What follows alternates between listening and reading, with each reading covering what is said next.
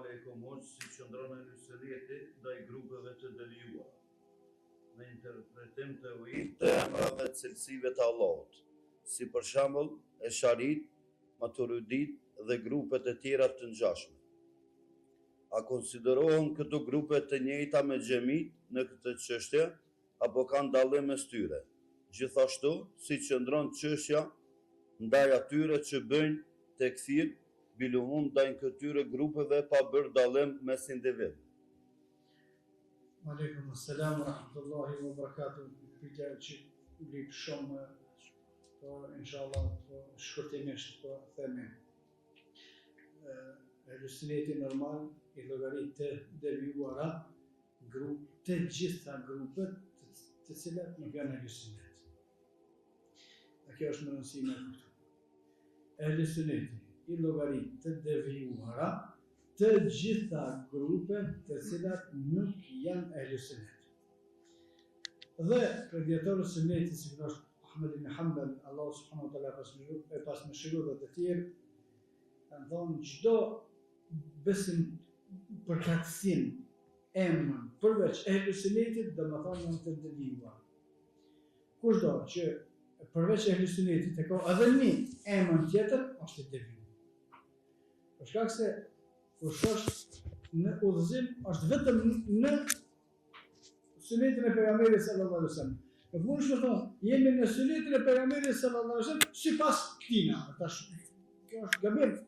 Jemi në sunetin e pejgamberit sipas këtij imam, sipas atij imam, kjo është gabim. Se si të bëhet edhe një emër tjetër përveç elusinetit është grup i devijuar.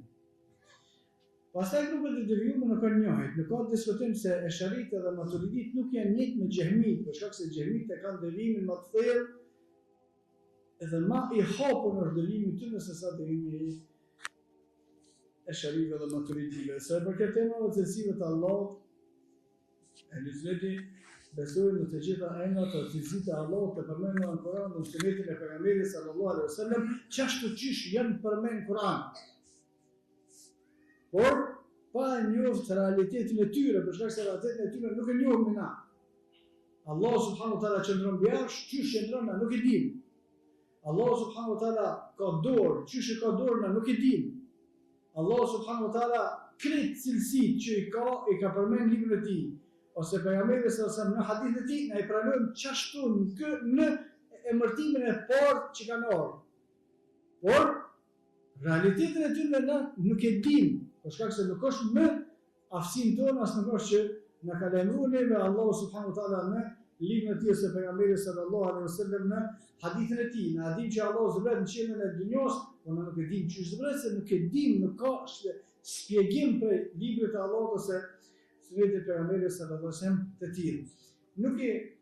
Nuk i shtremojmë cilësitë e Allahut, as nuk i përgjasojmë, as nuk i mohojmë, as një gjë prej menimeve tona, vetëm se që ashtu që shkruan në hadith. Pastaj, dietarët e sunetit në gjykimin e tyre rrim vetëm që kanë gjykuar dietarët e sunetit, na s'kem gjykim tonë. Na s'kem gjykim tonë për ata, na e mbështesim gjykimin e dietarëve të sunetit për gjithë secilin prej tyre. Pastaj ata të cilët lutën me botë fiu do për lutje që s'kan as liturë as kurrë hiç të vdeshme. Në çështjet e fesë normal se na këtë çështje e kundërshtojmë edhe spajtojmë me ato punë. Për shkak se çështjet e gjykimit janë çështje të rënda, sidomos çështjet e gjykimit me tekfir janë çështje më të rënda, pastaj janë çështjet e fesë, edhe ne jemi në rrugën që ka nisë dietar që mund para neve, wallahu a'lam.